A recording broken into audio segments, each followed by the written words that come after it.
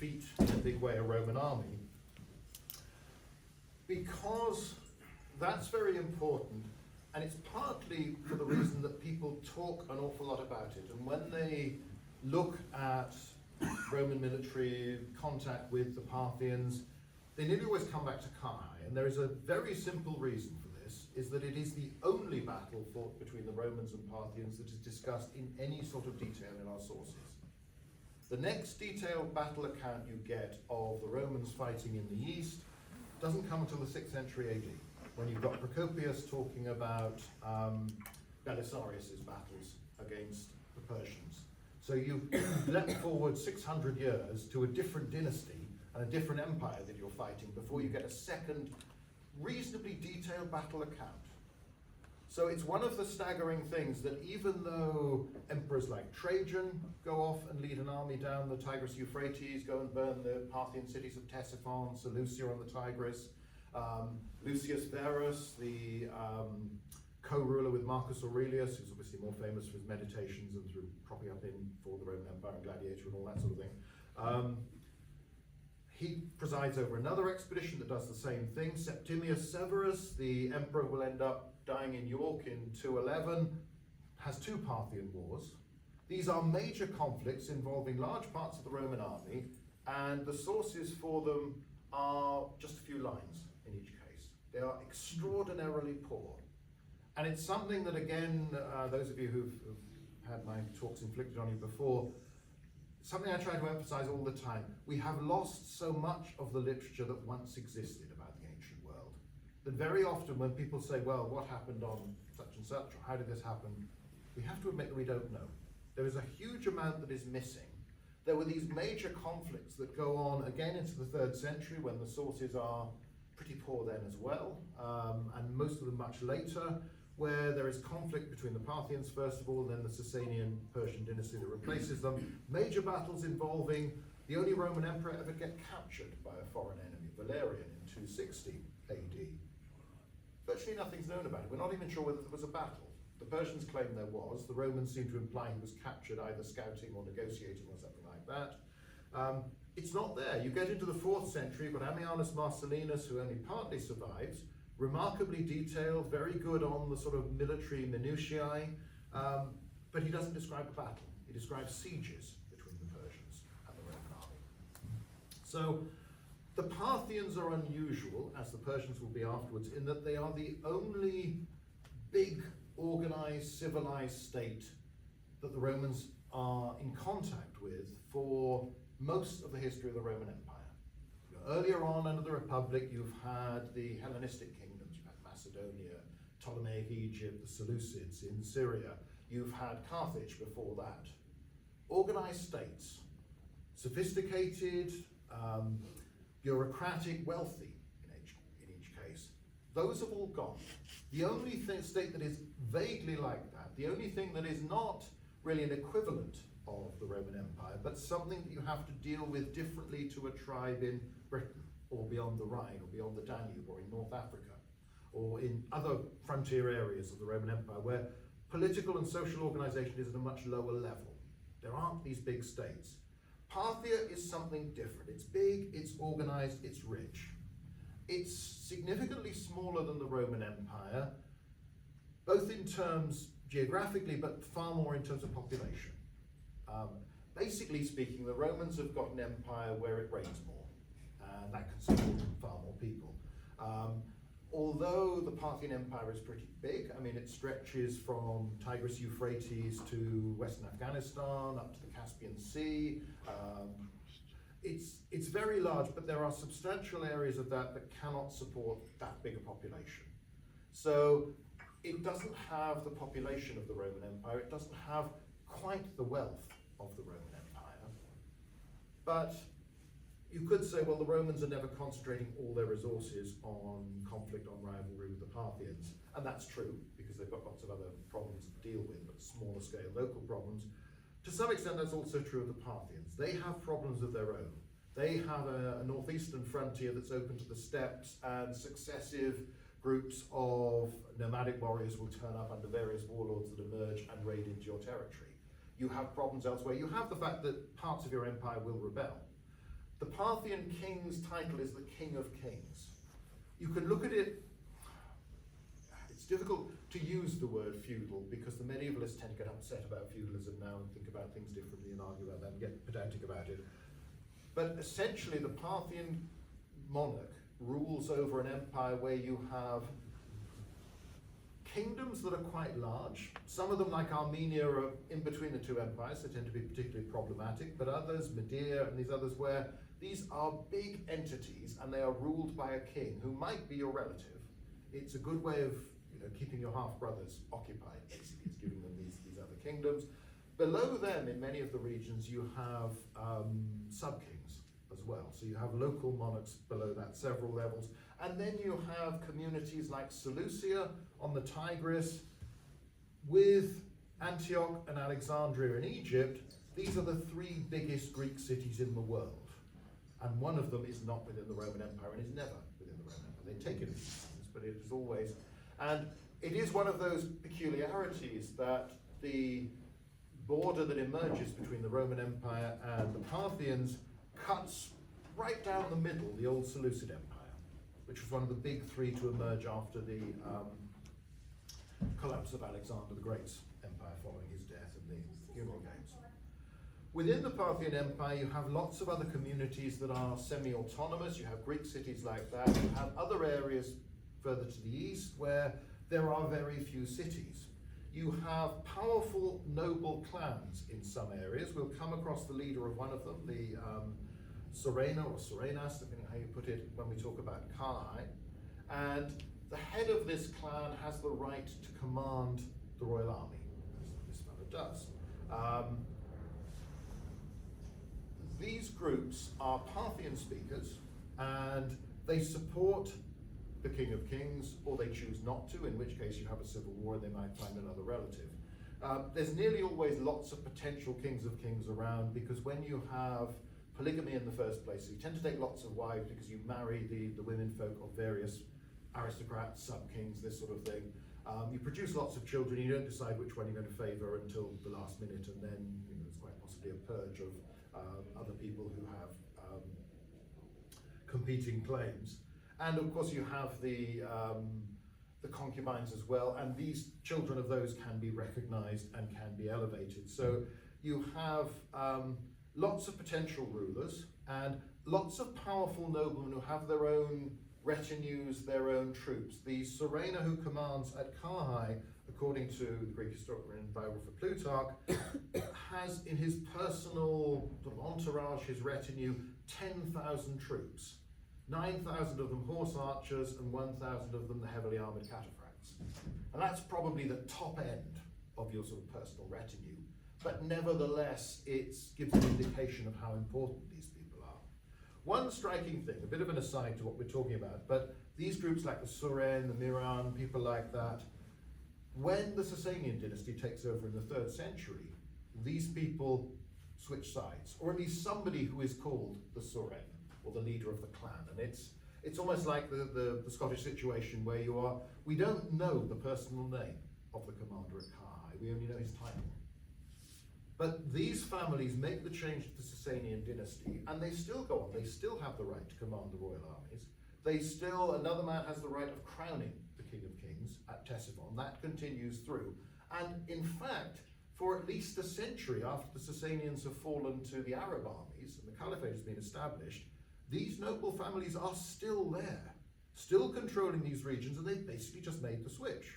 And they've gone to another new regime, and they've succeeded under those. So it is an area that holds together by quite a lot of devolution. There's quite a lot of power, both military and political, spread out, which means that you can call upon lots of troops, but there is a relatively small royal army, and then you've got to get the nobles to raise their troops, the lesser kings to raise their troops, and bring it all together. And in some areas you have, for instance, a Jewish nobleman from the very large Jewish community in Babylonia who crosses over to Herod's kingdom, because he's obviously got upset, powerful people back home, brings with him his retinue of several hundred troops. They just come with him, it's his household. Now, sometimes some of these men are described as slaves, servi, And it's quite interesting. Caesar talks about very similar things in Gaul, where tribal leaders base their power on the number of warriors that follow in their train. And he says much the same things, that the lesser people are just slaves, and it's only the noblemen. So it's quite interesting that we have Roman ways of looking at outsiders in the world that are very similar when they're looking to the west in Gaul and when they're looking to the Parthians. Now, obviously militarily, the quintessential Roman soldier is the legionary. A man who stands on his own 2 feet, carves out the empire with his gladius sword, he's got his body armour, he's got his large scutum shield, helmet, close order, disciplined infantry. They have the pilum, the heavy throwing javelin, but that is something you use at pretty close range. It's all about very aggressive infantry tactics. You close with the enemy and you duff them up at close range and you keep on doing it. Compared to the Parthian horse archer, this seems an opposite. The horse archer rather than the cataphract. The cataphract is a man where, I don't know if anybody got along to the British Museum's Legion exhibition. They had the horse armour from Jura Europus, one of the few examples of complete, in this case 3rd century, plating that would go over the horse. There would be more for the head and the neck. The horse was often armoured, the rider was armoured pretty much from head to toe. This is a type of cavalryman that seemed to develop first under the Seleucids, becomes part of the Parthian system, but it's the horse archer that captures the Roman imagination. When they talk about, whether it's the Augustan poets, whether it's in art, they talk about the Parthian, it's always about shooting arrows. And the emphasis is on, this is somebody who doesn't fight like us. He doesn't go out and slug it toe to toe with us.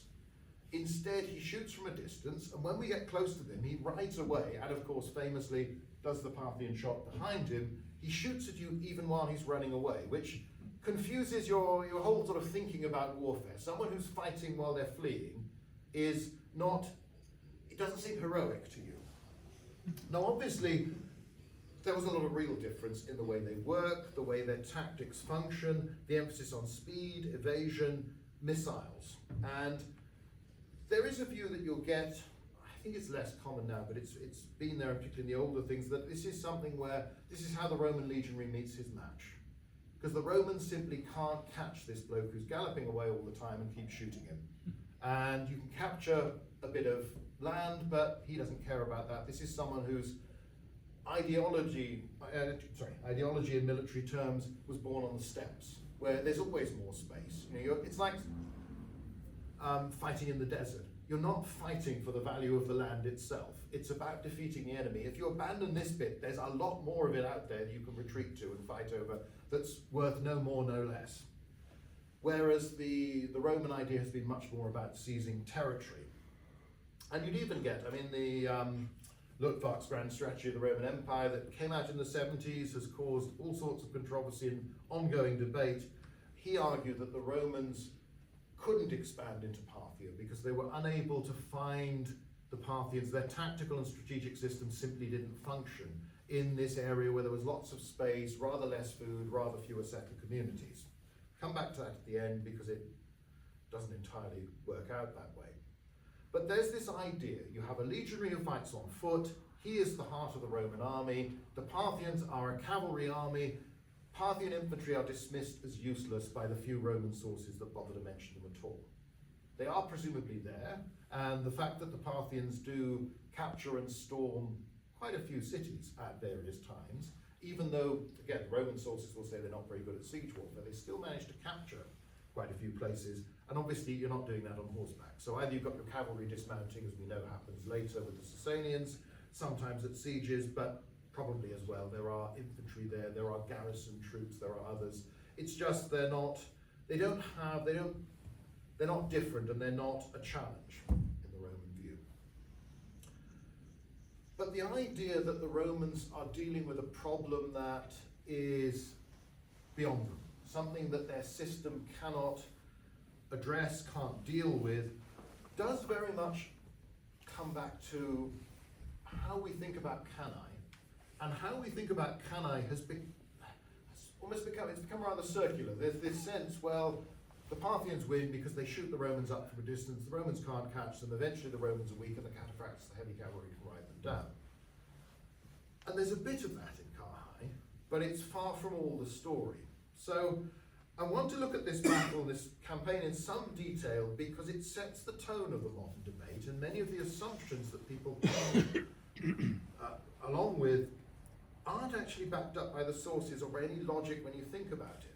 And again, to remind us, this is the only battle described in any detail where we have a Roman army squaring off against the Parthian one.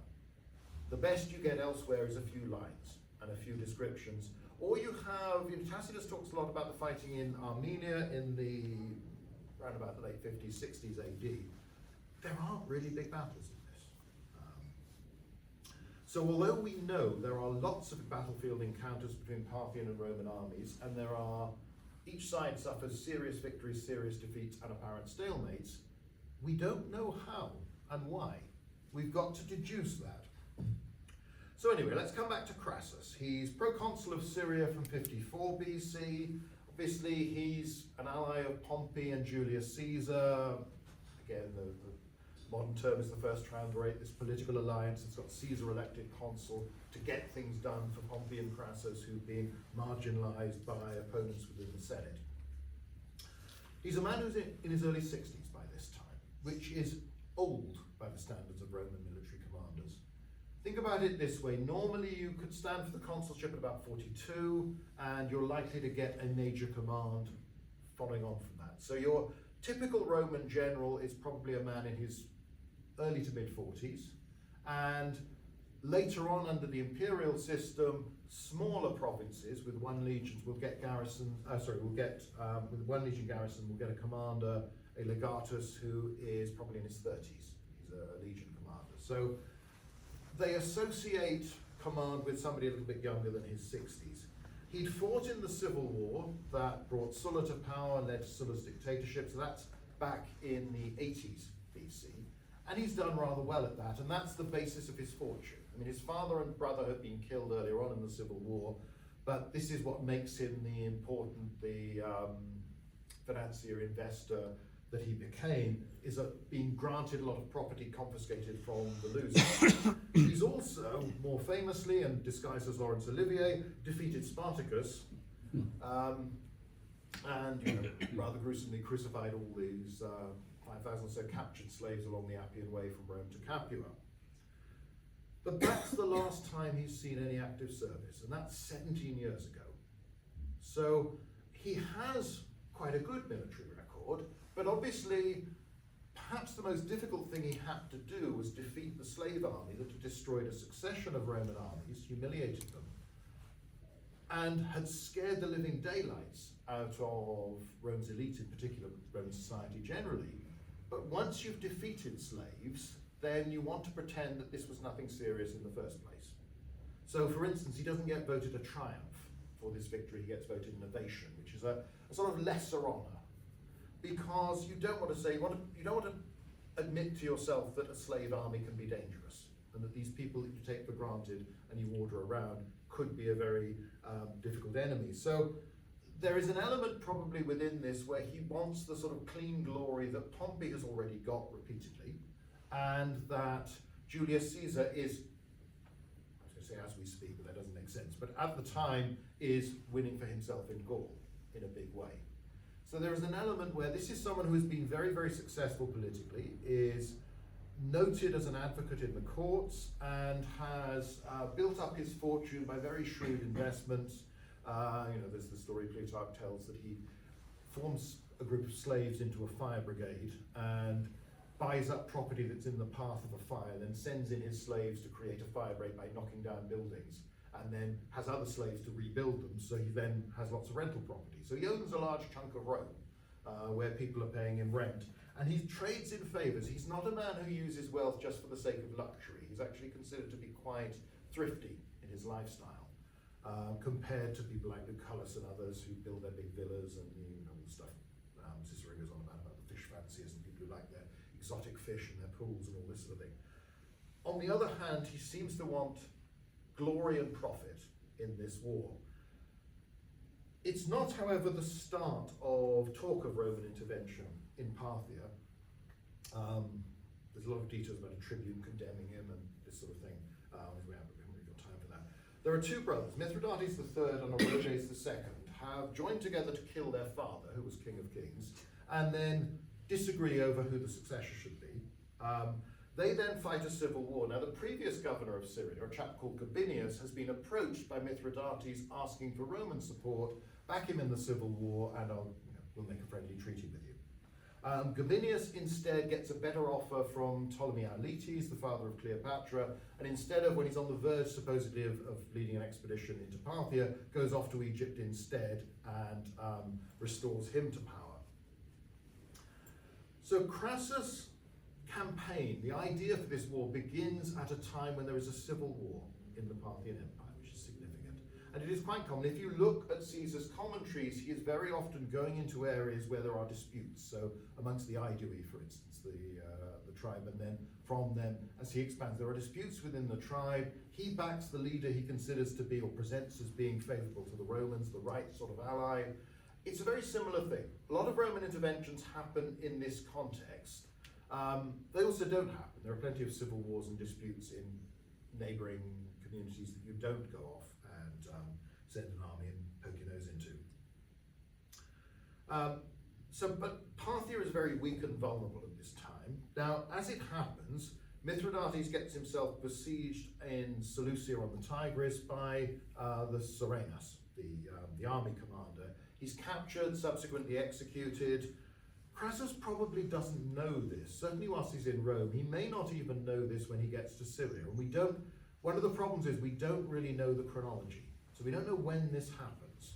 Whether he begins his invasion when there's still an ongoing war and a friendly leader's support, or whether that friendly leader is already dead, but you're thinking, well, they're in a state of chaos, I can probably find somebody else. This is a good time for Rome to move in, and this is what I want to do.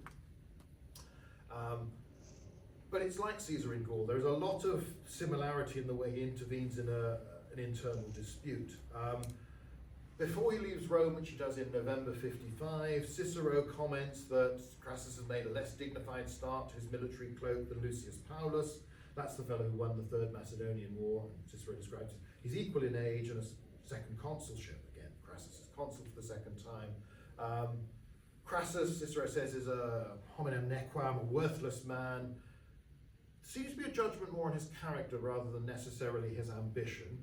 There's a later tradition that a tribune of the plebs formally curses Crassus for going off to fight a war that's unjustified and that the Senate hasn't approved.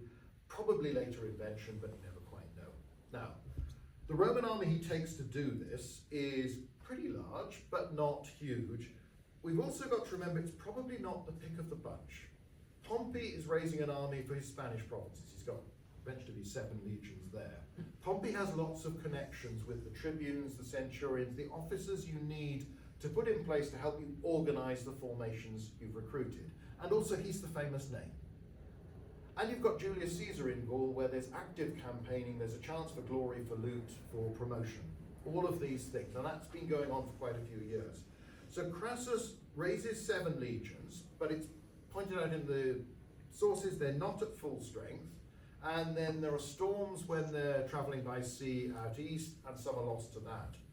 So these are not, there is always a tendency, ancient authors do it as well, but modern scholars are tempted, they see the word legion, they think, 5,000 men, or sometimes if they're feeling really exuberant, 6,000 men, and they just multiply it and assume you're always at full strength. The odds are that, like most real armies, Romans tend to operate with far fewer than they're supposed to have. Crassus definitely begins with that. Conjecture would be 4,000 or so that would mean 28,000 legionaries. He's got 4,000 light infantry, he's got some archers. They only get mentioned later on, that's how we know they're there. It's like Julius Caesar has this tendency of throwing in a line, and suddenly there's a beleaguered garrison in the winter of 54-53, and he suddenly talks about Spanish cavalry. Not mentioned at any point before this. They're there. And then at the beginning of the Civil War, he talks about these thousands of infantry and cavalry that he's had with him throughout all his campaigns, and never mentioned once till we've got there. Anyway, sorry, that's just me complaining. There's 3,000 locally recruited cavalry, and then his son, Publius Crassus, brings out 1,000 Germans and Gauls, cavalrymen. He's been serving with Julius Caesar. He gets very good write-up in Caesar's commentaries. He gets an independent command on more than one occasion, and is described as bold, aggressive, but good. For instance, in one of the battles early on, he's commanding the cavalry and he spots a threat to the flank of the main line. He issues orders to the reserve cohorts and moves them over, which Caesar commends. As he says, well, he was the man who was able to see what was going on. The rest of us were too involved. He does the right thing. So Caesar gives him a good write-up. Now, obviously, he's the son of your backer, somebody to whom, until fairly recently, you've got money from Gaul, you've owed an awful lot of money to. So yes, you're going to give him a good write-up. But nevertheless, that's interesting. Now, in 54 BC, late in the year, late in the campaigning season, there is an advance. They bridge the Euphrates. They advance into Parthian territory or allied territory. It depends how you see it. Most of this region had been Parthian about 100 years earlier, but then during the expansion of Armenia and the disruption caused by Mithridates of Pontus, actually this area has been under Armenian control for quite a while until Pompey has taken it back. So it's only in the last decade or two that this has become Parthian again. So most of these communities simply welcome the latest big army to come along and tell them what to do. In one area, they accept a Roman garrison, then massacre it, and they have to be besieged and all this sort of thing. But basically speaking, there's not a lot of fighting. The local satrap provincial governor from the Parthians does fight the Romans and is beaten. And 7,000 infantry and 1,000 cavalry are left behind to garrison them whilst Crassus goes back. Crassus seems to be primarily involved in planning, organizing, fundraising at this point. Probably organizing the logistics of how this campaign is going to be prosecuted. Again, it's quite hard to tell, but the impression is whenever you can, you get your pack animals, your baggage animals, your transport on the spot. This is not something that you bring from Rome and Italy with you. Crassus famously takes some of the gold from the temple in Jerusalem. He's criticized by the sources for delaying, but on the other hand, it's winter and you don't tend to fight wars in this season anyway. In 53 BC, this is the main effort. The king of Armenia arrives with several thousand cavalry, but then leaves because Crassus isn't going to follow the route through Armenia, which would mean quite a large diversion back north. Ambassadors come from the Parthians. Crassus by this time does know that Mithridates is dead and that Orodes is the king, or king of kings. And he talks about wanting to negotiate them, but I'll negotiate with you when I get to Seleucia, when I get there. And you have this famous comment, one of them is supposed to have held up a palm in his hand and said, hair will grow here before you see Seleucia. The sources are full of all the terrible omens. Crassus decides, obviously, a fashion-conscious kind of guy, to wear a black cloak for a sacrifice. Black, of course, is terribly unlucky, suggestive of mourning, death, all this sort of thing. The bridge they've built across the Euphrates, when they've used it to cross, a storm blows up, the bridge collapses, and Crassus says, well, none of you will need it anyway, which is taken to imply, well, we're all going to die. You get this, again, perhaps goes back at least as far as Hannibal. There's a lot of Romans explaining why Romans lose. It's a sort of tradition within the literature, and they have, it's one of the useful things about the Romans, they do sometimes have these descriptions of disasters, particularly the ones against Hannibal, but this one as well. There's an almost British obsession with defeat. A heroic foul-up is something that they seem quite interested in a way that you don't necessarily get with other traditions. They also, interestingly enough, these ambassadors are supposed to tell Crassus that they know he's not been ordered by the Senatus Populusque, the Senate of the People of Rome, to do this, that you're freelancing. Now, interestingly enough, Caesar talks about the negotiating with the German leader, Ariovistus, who also tells him that, I've got friends in Rome. People have told me there are enemies of yours in Rome who'll be very happy if you get killed, this sort of thing. So again, there's an interesting similarity between the way the campaigns are presented. Now, the Parthian response to this is to divide into two main forces. The biggest is with the King of Kings and goes against the Armenians, and will end up persuading the King of Armenia to change sides.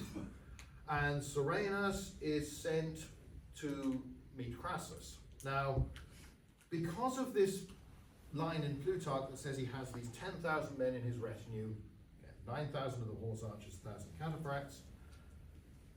Very often you will see written in books by people who should know better that this is the entirety of the Parthian army at Carrhae and in the campaign that follows.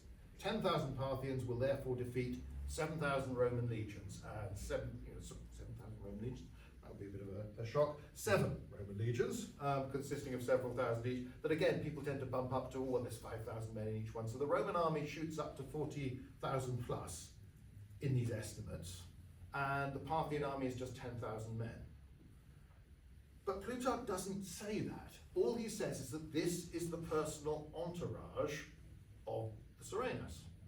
So you can assume these people are there, but he also mentions, as do other sources, that the regional governor, the satrap who's been defeated the previous year, is there, logically with his own troops. Other people may have been who are not mentioned. You know, the Romans aren't big on giving the names of Parthian commanders. So you're probably talking, even if we say the satrap's been defeated, he's lost some men, maybe he's not as big a deal as the Serenas anyway, but you're probably adding several thousand men at the very least, and you might well be adding more. And at the same time, the Roman army clearly leaves garrisons behind. Now, whether it's the full 7,000 mentioned before, and whether the cavalry included in them is not clear, but there are substantial garrisons in a number of cities, because we know about this because they're there after the battle. So Crassus's army is significantly smaller than most estimates tend to make it. And we don't have a reliable number for it. Nobody bothers to tell us this. But maybe 20,000 legionaries, 4,000 light infantry, 3,000 to 4,000 cavalry. It's bigger than the Parthian army, probably, and we don't really know. But the difference is less marked than is often, again, the sort of the casual glance, and because it's been repeated often enough, people don't go back and read what the Greek actually says and just assume this. So 10,000 Parthians defeating Crassus's 7 legions at Carrhae is just said again and again and again. And when I was young and naive, I may have written it in one of my books, so I apologize to everybody for doing that, but older and wiser, hopefully anyway. Well, the older bits, certainly. Anyway, Crassus advances. There's a report of a large enemy army beyond Carrhae. That's Haran from the Old Testament. That's where we are. This is not desert, this is steppe, effectively. So it's fairly arid, but there are rivers, there are streams, there is vegetation, but we are into the summer months and it's hot. So it is a difficult environment in which to campaign, but it's not impossible. There are rumours of treachery in the sources, that Crassus is being led by the wrong route and all this sort of thing. Again, there's also, later on, you'll get a tradition that some of the Romans' allies change sides during the battle and start fighting the Romans. I won't go into detail because somebody can do it better than me, but some of the early stories about Isinduani, there's that tradition of sort of Zulus creeping through a ditch or something, getting into infiltrating the camp. When you're explaining a major foul-up, again, you tend to come up with all this, well, our allies, they were treacherous, we were betrayed, it was all, we was robbed. I do remember in my prep school, whenever we were beaten, and particularly in rugby, which is the main thing in the school, our headmaster would have the next assembly assure us that all the boys in the opposing team were, years older than us. That basically, as far as he presented it, the All Blacks had been sort of crammed into these schoolboy uniforms and come out to thrash us. It was just, we were a small school and we often got beaten. But that was what we were to admit. So, Crassus advances towards them, pushes on very confidently. He's basically following a well-established trade route, which means he knows where he's going. It's a very Roman way of doing things. You follow a route, but also it makes sense. You know where the water is. You know where the crossing places are to any river. It is easier to go this way. The scouts bump into Parthian scouts and get mauled. Crassus then forms the army up into a hollow square, which again, it's Agmen Quadratum. It's a Roman way of doing things, but it has this whole sort of slightly Victorian feel about it. 12 cohorts of legionaries each side of the square, we're told, and advances more slowly with the baggage train in the middle. So you're protecting your vulnerable and vital supplies, your slaves, camp followers, all this sort of thing. You advance to the river, where they do what Roman commanders should do. Crassus holds a concilium where he talks to his senior officers, they discuss the issue, and this is it tends to get translated as council for war, but it's probably more like an O group, this idea of a forum for debate. It's a way where, yes, you will take opinions and you will seek the advice of your senior people, but in the end it's for the commander to issue orders. And there's a debate over, or at least the decision to be made is, do they camp there for the night, because they know that they're by a river, so they've got water, they know the position, and then move on with more of the day tomorrow. Instead, Crassus decides to push on. Publius Crassus' son is very keen to advance. It's again the sort of thing you will see in Caesar's commentaries. You have a case where he'll move position, he'll advance to confront the enemy, and then starts to camp right in face of the enemy and brings the rest of the army up to him. Aggression is a very Roman way of doing things. On the other hand, there are occasions where Caesar will say the best thing to do is that. So in this case, they push on. The Parthians seem to be waiting. Now, this is summer, it's a dusty area. A lot of horses produce a lot of dust when they move. The Romans see nothing until they actually bump into the Parthians who are waiting for them. So the odds are the Parthians are already there, because again, they know the route. This is a clear route that everybody knows and everybody follows, so it's very predictable. So you're in position, you are not moving into contact, you are waiting for the Romans to get to you. They're waiting in position, but they are partly concealed. And another thing that they've done, the cataphracts have their armour covered up with skins of some sort, with material that stops that glinting and betraying the fact that they're heavily armoured. Probably that's partly a concealment thing. There may also be an element where, again, to keep the sun off it and baking you is a good idea. Later on, one of the slang terms for a heavy cavalryman becomes clibinarius, which translates as bread oven. Might give you an idea of what it's like to wear all this gear under the hot summer sun. So, Crassus forces the pace, and the Parthians begin to beat drums, these big cattle drums, to try and intimidate. Plutarch talks about they've realized that the ears and sound can be more intimidating than the things you see. Again, it's an idea that crops up in other ancient sources as well. The cataphracts appear, they peel off the outer coverings of their armour, and the Romans realise this is a bit scarier than they thought, and the Romans halt at this point. Now, another thing of context with this, up until now, the Parthians have fought lots of people and they have been the dominant military power. They're used to winning. And the Romans are exactly the same. So you have two sides that are unfamiliar with each other, but have got used to victory. So they tend to expect to win, tends to make them more confident.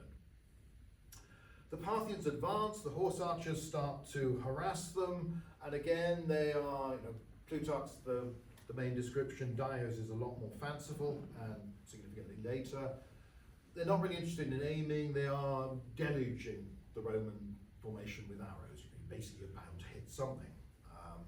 The Roman light infantry try to reply, but those armed with javelins and the like are outclassed really, they're outranged. If you come forward, throw your javelins, the Parthians can dodge out of the way and they can kill you from further away than you can kill them. So they're unable to do much harm. The Romans are gradually being worn down. The Parthians pretty much negate most of the Roman light infantry, and it's far more wounds than fatalities because a Roman legionary is pretty well protected on the head, the body. He's got a large body shield, but it's going to be lower legs, arrows that go underneath the shield, the face, because again that's uncovered, and your right arm. Later on we'll learn there are lots of wounded in the Roman army. There probably aren't that many dead. Plutarch then tells us this little story that Crassus was hoping that the Parthians will run out of arrows. Obviously arrows are fairly bulky things, and if you look at medieval court rolls, think of all the effort put into arranging sufficient bundles of arrows to go with an English army that was going to France during the 100 Years' War.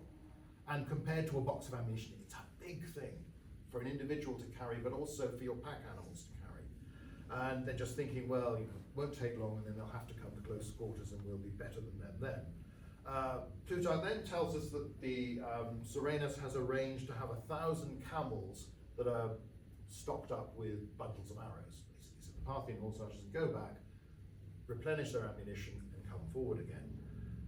It's the only time this is mentioned, and some scholars see this as, well, this shows that the Serenus is a very gifted commander and his army is exceptionally good. But it might just be something the Parthians always do. It's a fairly logical thing to do given the way they fight. We don't know, but at this point there is not any slackening in the bombardment on the Roman position. So Crassus then orders his son Publius to attack the Parthians with 8 cohorts of legionaries, 500 archers, again this is where they get mentioned, and 1,300 cavalry. He does so. It's not really explained if this is it one side of the square, is it some group that's been in reserve somewhere else where we don't really know. They advance, the Parthians retreat before them and seem to be driven away. And Publius pursues. Now, a lot of his successes in Gaul have come from bold pursuit of the enemy. And there's one particular incident where he pushes on with the cavalry, with the infantry being ordered to follow on, and although the cavalry run into trouble, the infantry arrive and win the day. So it's worked in the past. And it seems to work for this, because this is, I think, perhaps one of the most important points that people tend to miss. Publius pursues the Parthians for several miles. This is not just a short advance. He disappears from sight of the main Roman army and Crassus. Now, some of this will be to do with folds in the ground, but it's also sheer distance. Now, remember, this pursuing force, this advancing force, is predominantly infantry. So it's not just a load of horsemen doing a Prince Rupert and galloping off into the sunset. This is a mixed force that pushes on, and the Parthians give way ahead of them. So the pace at which they do this, even if he tells the infantry to sort of keep up as best they can, nevertheless, this is something that is happening over a fairly long period of time and over a considerable distance. And what Crassus does is halt where he is, and then he decides to reform on some higher ground. But he basically lets the force he sent off disappear and loses contact with them. And this is where things start to go wrong. Publius encounters fresh troops. There's a force of cataphracts to sort of anchor the position and horse archers to harass him. He's sending back messengers to his father, asking for support. All of them are intercepted. All the first ones are caught. Nobody gets through. But again, Crassus is just sitting there thinking, well, the lad's off doing his stuff, but let's just wait and see for when he comes back. The force under Publius starts to suffer casualties, so he leads his cavalry in a charge against the Parthian cataphracts. And there is a fierce combat fought. The emphasis is that the Parthians are simply better protected than the Gauls and the Germans, and that's why they win. But that this is actually quite a tough fight. Some of them are supposed to dismount, and you'll read about this in later sources, try and sort of hamstring the Parthian horses to get at them. They are eventually repulsed, and they cluster together, they form a circle on a hill. And then the Parthians stay back, bombard them with arrows, and doing this. Now, again, this is a force of several thousand men. One of the biggest problems is that I think we carry a lot in our imagination the Hollywood battle that's always over in a minute or two. And the idea that things are really quick.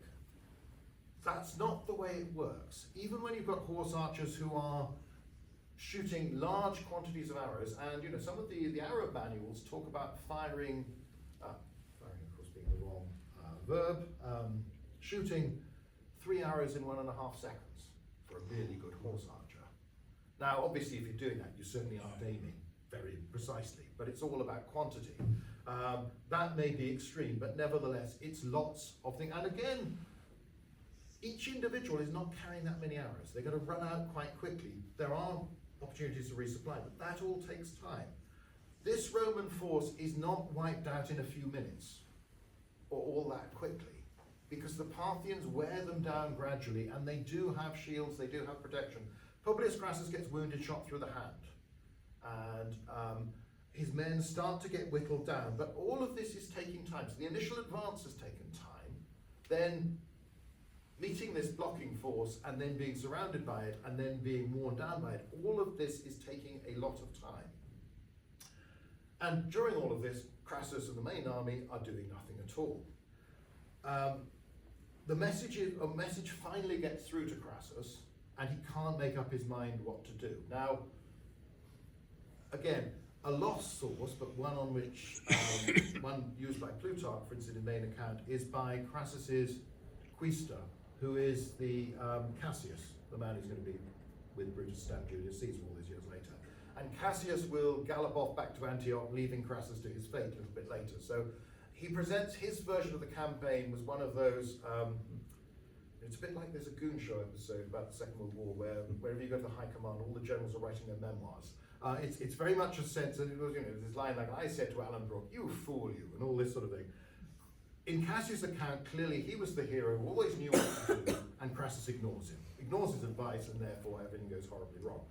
So we have to be careful about some of this depiction of Crassus as the dithering commander. On the other hand, he doesn't do anything. Fairly soon after this, in the way the narrative's presented, again, how accurate Plutarch's judgment of time was is less clear.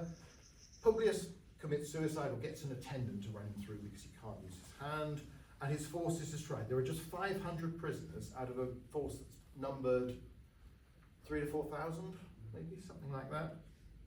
But again, all of those people won't have died quickly. Crassus decides to advance, but by this time some of the Parthians are starting to come back, because during this time he's been pretty much unmolested. The Parthian army has gone and has been allowed to wipe out in detail the detached Roman force. And Publius Crassus's severed head is brought back. Crassus then halts. At this point he's depicted as actually pulling himself together, doing what a good Roman commander, a good Roman aristocrat should do, saying this is a private tragedy, nothing for you, trying to inspire the men, trying to reform them, but morale's failing, partly because there's this sense that the initiative has gone from, they've been doing nothing for hours and now the enemy are coming back. He rallies the square, but gets back to the earlier situation. They're deluged with arrows, the Romans charge to drive them off, but the relief is only temporary, and if the units get scattered that do that, the cataphracts ride them down. You get some rather melodramatic stuff that some of the cataphracts, using their long contos, I suppose an lance is as good a word as any, were able to sort of impale 2 Romans with one stroke, which seems improbable, but anyway, it's the sort of stuff that you get in ancient sources. But the Parthians, for all their advantage, for all the disaster that's happened so far, are not able to break the Roman square. They cannot break the formation up in a big way, they cannot ride it down. The Roman army stays where it is and stays defending it. It's suffered, by this time, 4,000 wounded is the figure given. So it's significantly weakened, morale is at rock bottom, but it hasn't broken. So this contest between these 2 tactical systems has not destroyed the Roman army in the field. The Parthians then withdraw, and this is again, you see in several sources, they withdraw some distance. For a cavalry army that once you've dismounted and camped, they don't like to be too close to the enemy because they feel they're vulnerable to raids. So the Romans are left where they are. Crassus then has his breakdown, can't really cope, other officers take over, retreat is organised, they decide to abandon the wounded. The wounded obviously aren't too keen on this when they realise what's happening, so there's lots of chaos, confusion, but the Parthians are too far away to do anything about it. They, one group and one officer takes 300 cavalry, gallops back to the town of Carrhae, yells to the garrison that things have gone pear-shaped, and then keeps on going. Doesn't come back. And it's the start of different, the army starts to fragment. Retreating armies, obviously, discipline is always a problem, but this one collapses pretty quickly. Bear in mind, it's not an experienced army. This is the first major battle it's ever fought, and it hasn't gone terribly well. The main force retreats to Carrhae. There's some confusion. They won't believe that Crassus is there to lead general, this sort of thing as the people. And during the pursuit, the army breaks up. Now, obviously, it's particularly dangerous when you're mostly on foot to run away from people who are mostly on horseback. This is not likely to go well, but the Romans get lost. They try and do night marches, they get confused, whether it's guides, whether it's simply the confusion of night navigation, and eventually, it is interesting, there are hints that the Parthians by this time have almost run out of ammunition, that basically they don't have enough arrows to fight another battle. So there is a limit. The idea that you have these 1,000 camels and that means you can go on forever. Again, arrows are big and bulky. It's a limit to the amount you can carry in practical terms. Crassus negotiates, gets killed during the negotiations. Then there's the story that his head is sent off to the King of Kings, who happens to be with the King of Armenia celebrating their marriage, because they've got an alliance then, and they're performing Euripides' play The Bacchae, and there's a savage murder in the play. Crassus's head is thrown on stage to be used as a prop. Whether that's true or not, it's a damn good story. So Plutarch repeats it. People like me repeat it because it's a damn good story. But who knows? There's another tradition that obviously couldn't be true at the same time and probably reflects something that's said about Roman commanders who provoked the war with Mithridates and got used by the Game of Thrones bloke, that Crassus had gold poured down his throat because of his greed. But when you've already cut somebody's head off, that seems a bit excessive. But anyway, it's again, that's a story that... Now, so the first encounter, serious encounter between the Roman army and the Parthian army ended in a very clear Parthian victory. However, things to note, the battle is more like a stalemate. I mean, the detached force is destroyed, but the main Roman army is not. It is broken up and destroyed in the aftermath, in the days that follow during the pursuit. And substantial numbers surrender and go off. And so it's not quite as simple as this is the Roman tactical system meets the Parthian tactical system, and the Parthian tactical system prevails. The Serenus, the man who's presided over this victory, celebrates it in grand fashion, and within months is executed by the King of Kings for getting above himself. Basically, you've been too successful, and I don't want any nobleman doing that sort of thing, because it makes me look bad. Not long afterwards, when the Parthians, they do raid Syria, the Roman province, afterwards Cassius will hold out. He'll be effective governor of Syria for a couple of years before a replacement is sent out. One of Antony's generals, a chap called Ventidius, wins a succession of battles over the Parthians, where he seems to persuade Parthian armies to attack him on ground of his choosing, and then counterattacks when they can't get away. He kills the favoured son of Orodes in one of these battles. Antony launches a campaign, doesn't go quite so well, largely because Antony has this massive army that then he tries to use like a small force, and he gets careless and makes some mistakes. But again, his army is mauled by the Parthians and suffers significant losses through attrition as they march away, but it's never broken. Apart from when a force is detached, somebody volunteers, says, if I can be a rear guard, I can bring on a battle and I'm bound to win, so give me a few thousand men. He does that. They get surrounded by significantly large numbers of Parthians and chopped to bits. And more troops go up and recover the position, relieve them, the survivors, not including the man who's presided over this disaster. But it's a mistake where you detach a small force. An isolated Roman force is vulnerable. The main army, if it behaves sensibly and keeps together, is not. This is a pattern that will come through. First century AD is largely peaceful. There is fighting in Armenia under Nero, but it's restricted to Armenia. Augustus negotiates with the Parthians, proclaims victory, gets the standards lost by Crassus and others back, puts them there in the Temple of Mars Ultor, back in Rome. But basically there's not that much fighting. And throughout the first century, in the second century, you get these three major expeditions under Trajan, and Lucius Verus, the colleague of Marcus Aurelius, and later on Septimius Severus, where he has a smaller Parthian expedition than a major one. And the Romans go down to Seleucia, to Ctesiphon, these big royal cities, and sack them both.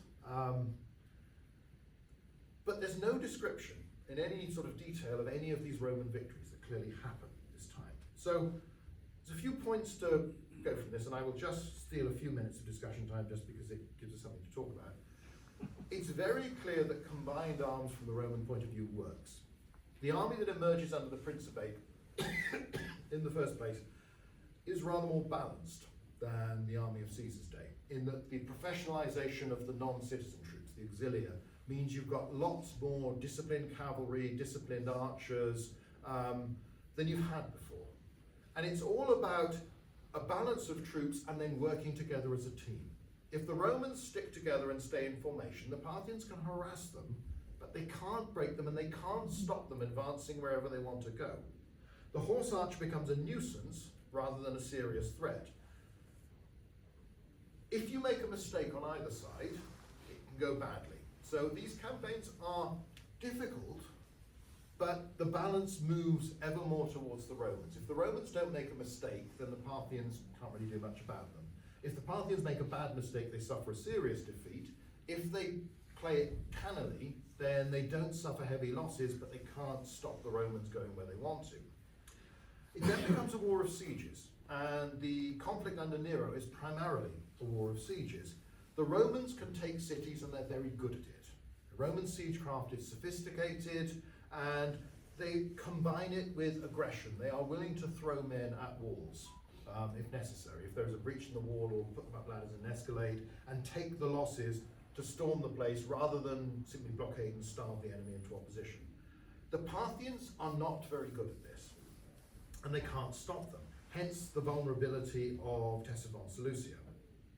One interesting thing that, again, people don't always, I think, notice, when Antony went and launched his expedition through Armenia and into Medea, he took a vast army, and there is a tendency at that period, everything gets a bit gargantuan. And it's probably one of the reasons for its failure is that Antony takes too many men, and there are then problems of moving so many and supplying so many. Now, in the later conflicts, substantial numbers of Roman troops get sent to the theatre of operations. But the impression is that under Trajan, under Verus, under Septimius Severus, what you get is several field armies operating at least semi-independently.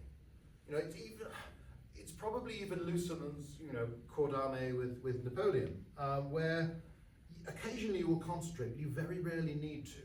And most of these armies seem to be 1 or 2 legions plus auxilia, and the commanders are quite prominent and get named. So you're talking 10, 20,000 men, 25,000 tops. Now you've got several times that in the theatre, but that size army that's well balanced and disciplined seems to be able to go where it wants, and the Parthians can't do very much about it. And it also seems capable of taking most cities by siege. And that sort of pattern, you could argue that through a lot of Roman history, that's actually the ideal size, near enough, for a Roman army. That's where the command structure, supply, everything seems to work best. And when you go bigger than that, unless you've got exceptionally good commanders or the situation really does demand it, it doesn't always work so well.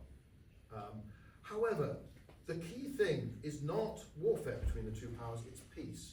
And it's in the interests of both sides. Diplomacy is the norm even during the wars.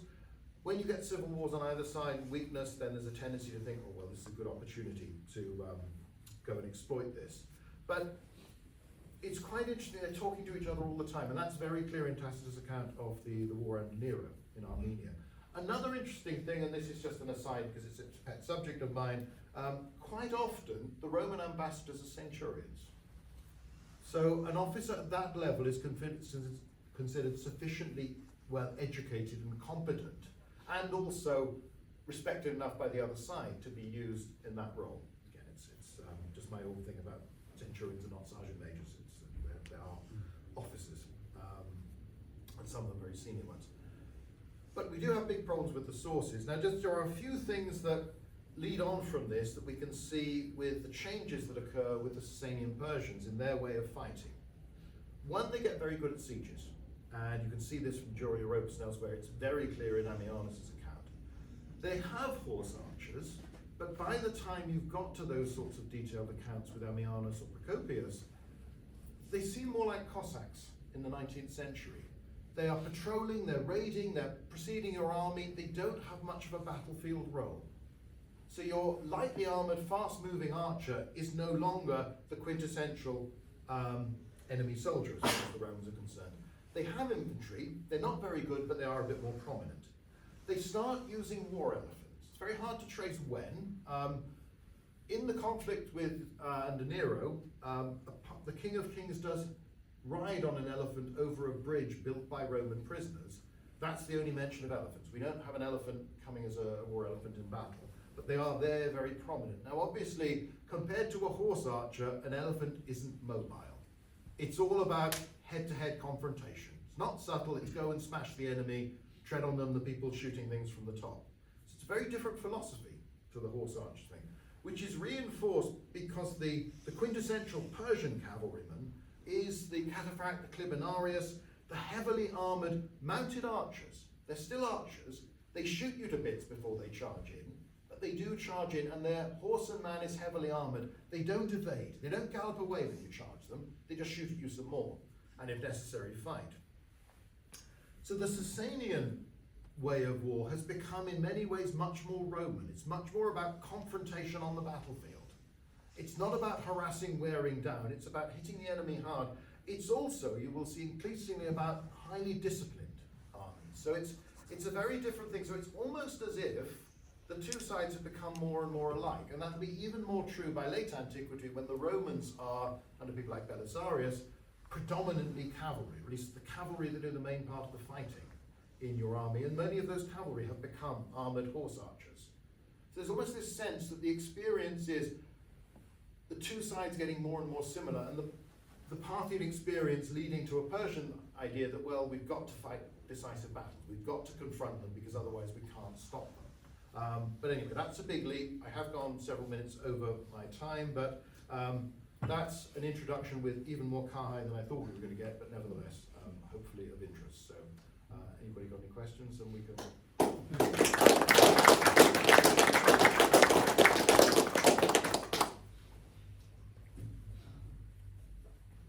Oh, sorry. I forgot I have to actually. Sorry to ask you a question that sounds simplistic, but who were the Parthians? What ethnically? Who were they? I mean, you said they stretched from Afghanistan to who were they? Essentially, the region of Parthia, it's there in Herodotus. They send troops to the army that Xerxes sends off to Greece in 480 BC. It's up near the Caspian Sea, basically. However, the Parthians that found the dynasty are, at least some of them, nomads who've come from the steppes, raid into that area, create a kingdom there, and then expand from it. However, this is not this vast movement of population that replaces the existing people there. So essentially, as the Achaemenid Persians have done before, and Alexander has done, and the Seleucids have done, the Parthians are an elite on top of groups from the area that are very varied ethnically. So you have a whole range of Iranian peoples, plus others, plus, as I say, big Jewish population in Babylonia. You've got Greek settlers that were put there by Alexander, and remain, in terms of language, in terms of law, within their communities, Greek for a long time. So the Arsacid Parthian dynasty is essentially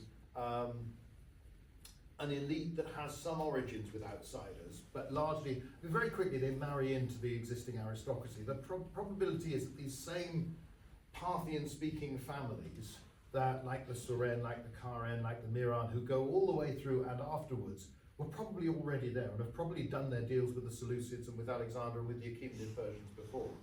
So in many areas you've got local communities that simply they're elite. Perhaps the individuals are, well, you didn't back us, so we'll put your brother or your cousin in. But essentially the same people stay all the way through. So the Parthians, as descendants of steppe nomads, are a very small elite, and only part of that elite on top of an area that's has been inclined towards large-scale government for a long time, although the Achaemenid Persians took things much further to the east than earlier groups like the Assyrians and people like that. That's roughly it. What was the government structure?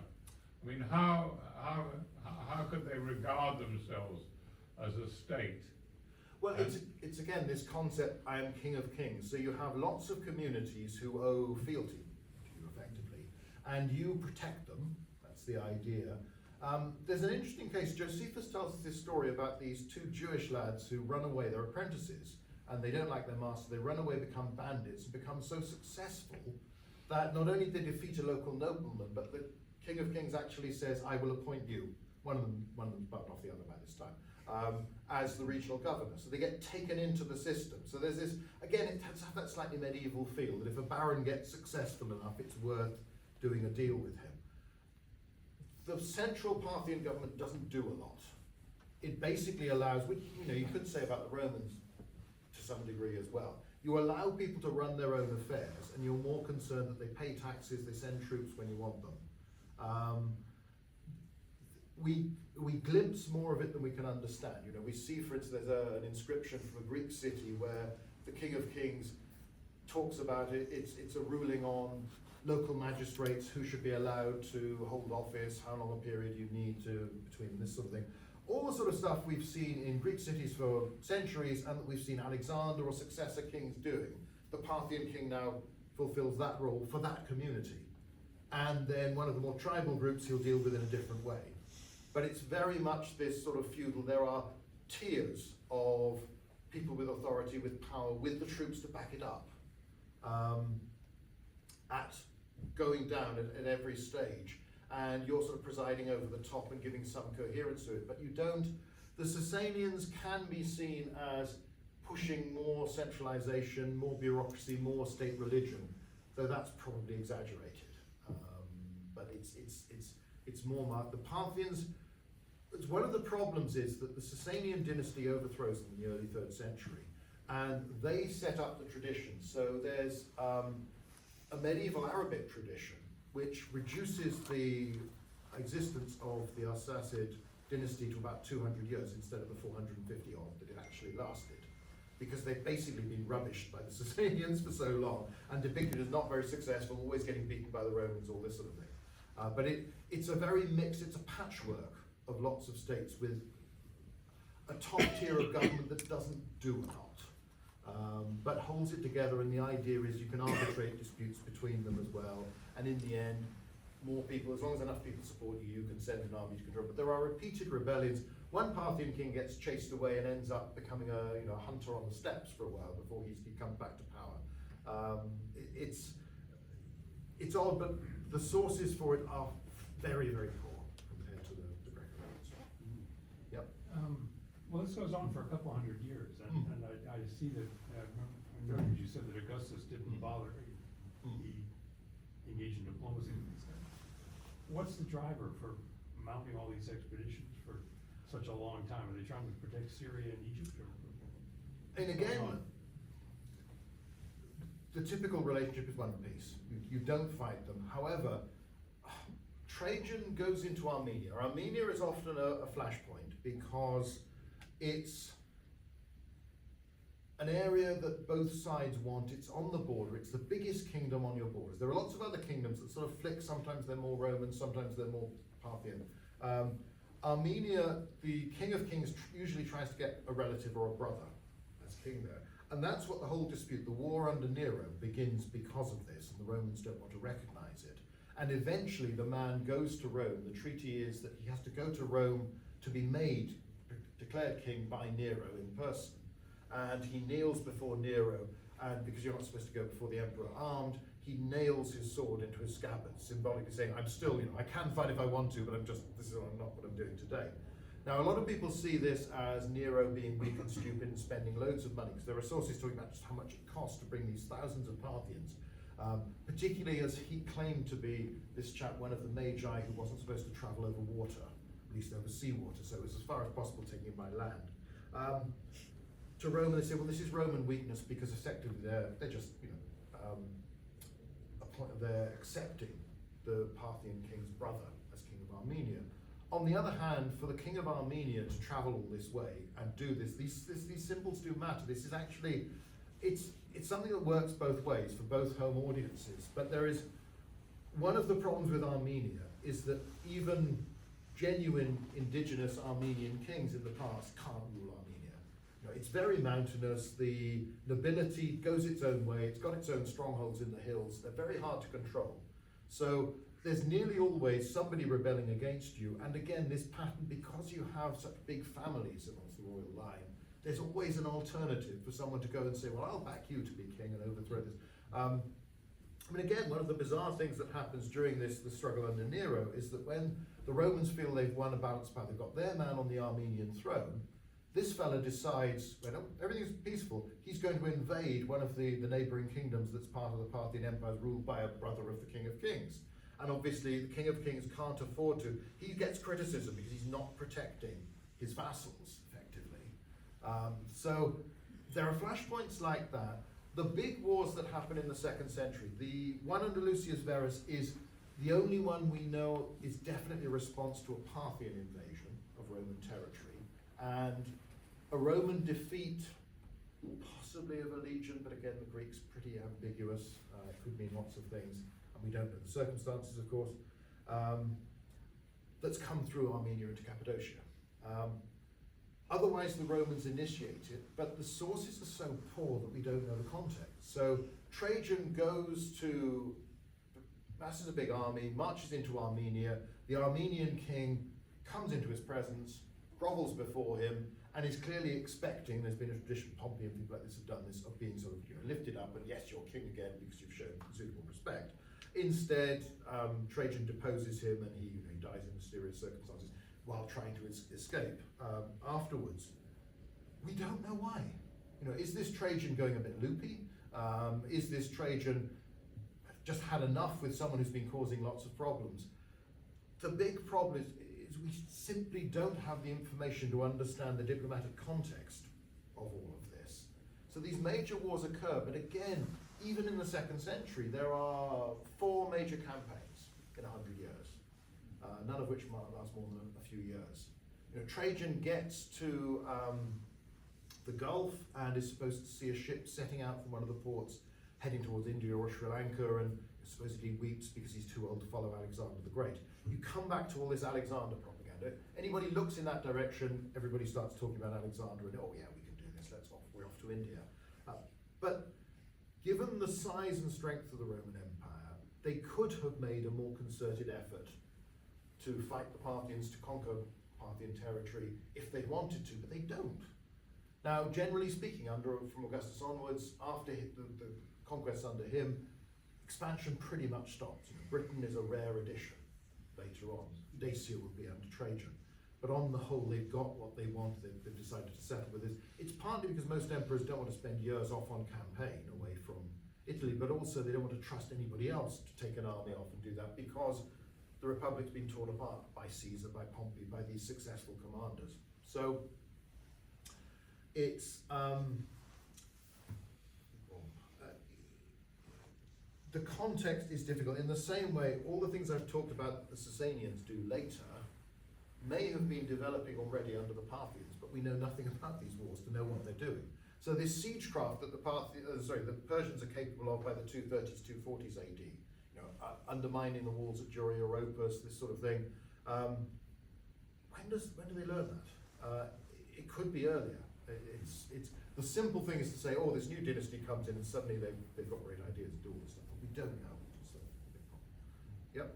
When you talk about, you mentioned the ideal size of the Roman army, which is a legion plus auxiliaries, but don't you have the same sort of problem that Napoleon had in the peninsula, in that a large army will starve and can't move, and a small army can be surrounded and defeated, and the supply lines across the mountains and deserts that you talked about would be extremely difficult even for Roman logistics to deal with.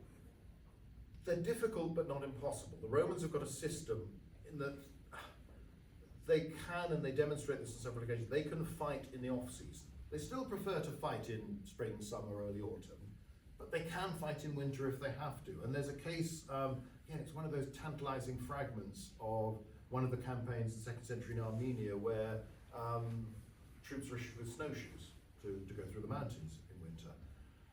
I think it makes it easier. Again, you're probably talking more likely 1 to 2 legions, so plus auxiliaries then. It's just the striking thing is that fragmentary though the accounts are, that's what seems to be happening, is these independent forces. Now, whether they are close enough to have the Napoleonic ideal of, well, we concentrate when something big comes along, they don't seem to starve. The problems with supply tend to occur when you have a really big army. Then it struggles. But that might just be, again, a problem of sources. On the other hand, it's not altogether clear what size the Parthian armies are. So obviously what you need depends to some extent on what you're facing. So, but it is an interesting thing, and later on, in later antiquity, although there'll be these big expeditions where the Romans concentrate lots of people, as they do when the Emperor Julian goes down to attack the Sasanian Persians, it doesn't work very well. Now it's partly because you've got a not very experienced commander who's spent his last hours he's wounded talking philosophy rather than saying, well, the army's in a sticky situation, perhaps this is what we ought to do, chaps.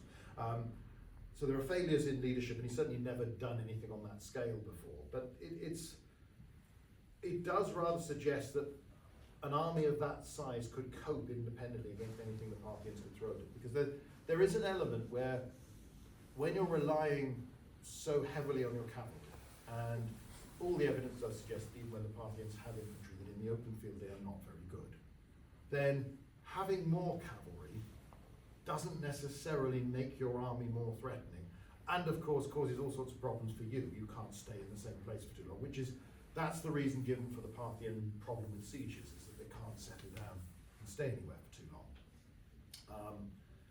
So there is conjecture within that, I will admit, but it does seem to be a pattern, and it does seem to hold true later on as well, that it's that sort of scale of army is perfectly able to survive. One of the problems is when we get to the Sasanians, some of the best evidence comes from the what we call the Res Gestae of the Divine Chapel, the second king of kings of the Sasanian dynasty. Now, the problem is, because this is not a Roman talking about wars against the Romans and victories over the Romans, rather naively scholars jump on this and tend to assume, well, he must be telling the truth then. We know the Romans exaggerate, but surely this chap's honest, because we're just so thrilled to have a source that isn't Roman. So when he talks about 60,000 Romans being defeated here and 50,000 there, it's probably a bit like Caesar. When he tells you that nearly 250,000 Gauls come to try and relieve Vercingetorix at Alesia, he probably hasn't counted them. And that's probably just a lot. It's a big force, it's worrying, it's dangerous, but it's not on that scale. The Persians are doing the same sort of thing. It's partly as well, if you look at Roman provincial structure, you're getting to that sort of level for the army of a province. And there does seem to be an element where, well, the first response to any problem, if you're being attacked, is the provincial governor with his army. And during the campaigns under Nero, it's quite interesting that Corbulo, one of the most famous Roman commanders, basically refuses to govern an extended Syria that includes Cappadocia as well, even though that's only about 4 legions altogether. Just because you're fighting at too much of a distance, the route between them is difficult. So the argument seems to be, well, one man can't control both. You need a man on the spot.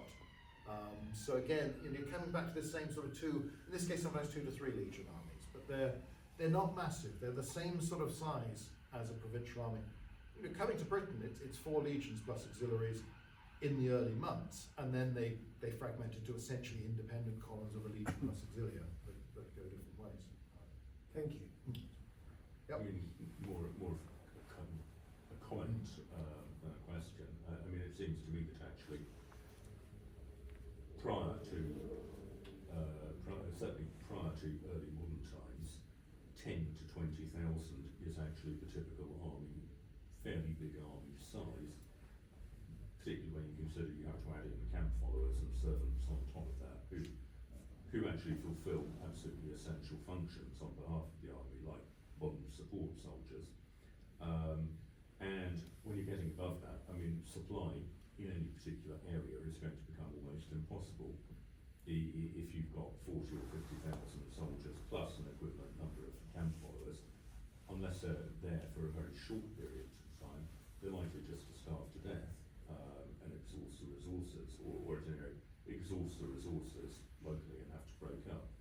Second observation is in relation to things like the King of Armenia coming to Rome. Actually, it seems to me, reading about it, was an extremely significant diplomatic triumph for Rome. There's a tendency, I think, from our era to think that things like no one really took oaths of fealty terribly seriously, nobody took kneeling before someone and giving them homage terribly seriously. But actually, these were very powerful symbols and actually were taken very seriously by a lot of people at the time. Yes, again, the Roman system is capable of maintaining bigger armies than that, but you can go back even to the Second Punic War. They mass 80,000 men, 80, 85, 86,000 fight Hannibal at Carrhae. It doesn't go well. in the later stages of the war, they have more troops under arms, but what they have are lots of independent armies. And that has the advantage that Hannibal can't be everywhere, so you can go and take out his allies. But they've got stuff in Spain, they've got stuff in Macedonia, they've got stuff in Sicily. You can, when you've got your act together, when you've got capable people in charge, a Caesar, a Pompey, some of these people can campaign, they can operate with larger forces than that. I think you're sort of talking 40 to 50,000. Much beyond that rarely seems to go well. In the civil wars, because you're fighting an enemy that has all the same tactical advantages and disadvantages of you, numbers matter more. So that's when the gargantuan armies tend to occur. You know, there's something like supposedly 19 legions on one side and 17 on the other at Philippi. Now they're probably not very strong legions, but nevertheless, because you're fighting other Romans. And it's partly within the context of that Antony raises what is probably too large an army. And most of the casualties he suffers actually are after the fighting's over, when they're retreating through the mountains of Armenia, and it's probably true, probably through lack of food and just that, you know, resistance falling apart. So I think the Romans are organised enough to do a bit more when they need to, but because you're fighting against enemies who on the whole are obeying the same sort of imperatives that limit the sizes they've got, you don't need these big armies that often. And yes, you're entirely right about the symbolism. It's a big deal. And again, think the Parthian king is called the King of Kings. The King of Armenia has gone to Rome and bowed before the King of the Romans. And it does matter that under Augustus and later, quite a lot of Parthian princes end up in the imperial household of Rome. Never happens the other way. One of Augustus's grandsons, actually adopted sons, negotiates with Parthian king, and they meet first of all on a platform built in the Euphrates, and then they dine first on one side and the other, and there's this parade. And Velleius Paterculus, who was there as an officer, talks about this. Augustus himself doesn't go and talk to a Parthian king. The Romans present themselves as being superior this time. Later on, in late antiquity, emperors will write back and forth as brother to the King of Kings, but that's later, when the empire isn't what it used to be. So there is a lot of this, and from the Roman point of view, this has demonstrated we are powerful, and the main thing is there is no problem after this with Armenia. It doesn't lead to more war, it doesn't lead to pressure on the Roman frontiers, it doesn't lead to a loss of prestige. So it works, because again, the symbols do matter, as you say. Got time for one more. Yeah. You talk about lack of evidence. Is that because the Parthians couldn't read and write, or is it some other reason? Because bearing in mind, Assurbanipal's library is still with us, and we can read the cuneiform. Well, I can't, but people can read the cuneiform. The problem is they're actually a bit too advanced. They are using wooden writing tablets or papyrus. One of the things that has told us that these Parthian noble families go right the way through under the Sasanians are the seals left from the clay seals that have been baked, that were put around a document. Now when the building burns down, the seal gets baked really hard, and we see the symbol on it, we see the name to him, his address, but the document's gone. So there are very few papyri surviving from the Parthian Empire. Again, it's a reflection of the different types of sites you've got. You don't get the wooden writing tablets. You get a few inscriptions, but nowhere near as many as we would like. So they were organized, they were literate, and of course they're also, even of the documentation that does survive, quite a lot of it's in Greek. Such it is. And there's an interesting statue of Heracles where, from the 140s AD, where a Parthian king has had it's taken as a trophy from one of the states down by the sea that had rebelled and has been suppressed, and then they've put an inscription in it. They've carved into it, but again, it's in Greek. And the Res Gestae of Shapur are in. Oh no, that's right. There are at least 3 different languages within those, including the Greek elements. So you've got these different traditions there, but it's. We have so little of Roman material left. You have, for the campaign of Lucius Verus, the satirist Lucian wrote a book mocking historians and how they write military history, and basically drawing on all the accounts that had proliferated in the years that followed about this campaign, and how exaggerated they were, and how somebody could spend pages describing the emperor's armour and shield and all this sort of thing, and then hardly anything on a big battle and all this sort of stuff.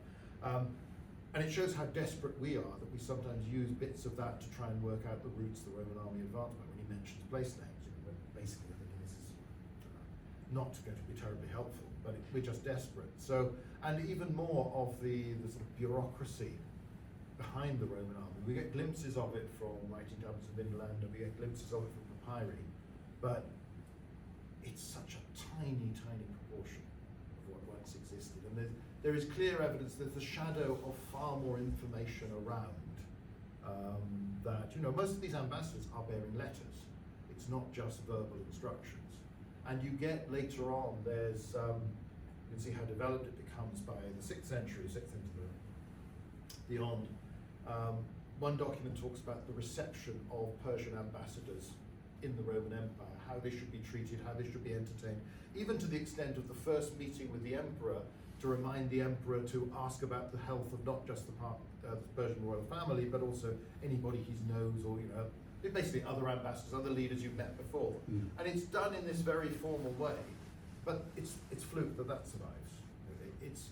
It's chance. There are loads of things we'd love to have. We'd like a good account of Trajan's campaign. Even what we have for most of the 2nd century are the epitomes of the historian Dio Cassius, who's a senator, wrote in the 3rd century. But we don't have the full text even of that, even though he's writing later. We have a much later Byzantine summary of it that tends to go for the sort of the lurid bits, and might well have been distorted because this is somebody writing in a very, very different world. They might not have understood. So there are huge problems all the way through, but you are left with, you can ask the same sort of questions about the Parthians and the Persians, you just can't get answers. You can sort of speculate, but it's more true in the Romans. Great stuff, Adrian. We'll take a break now.